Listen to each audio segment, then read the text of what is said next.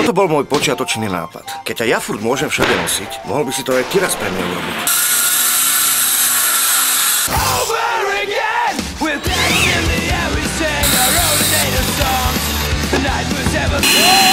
Nie každá mimozemská rasa ťa privíta s otvorenými chápadlami. Musíš mať pri najlepšom svoj phaser, na začiatku nastavený na omráčenie. Asi takto nejak, chápeš?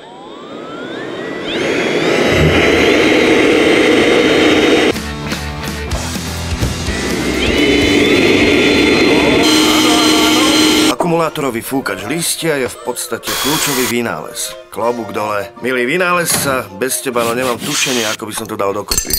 Možno, že si vynašiel aj vidličku.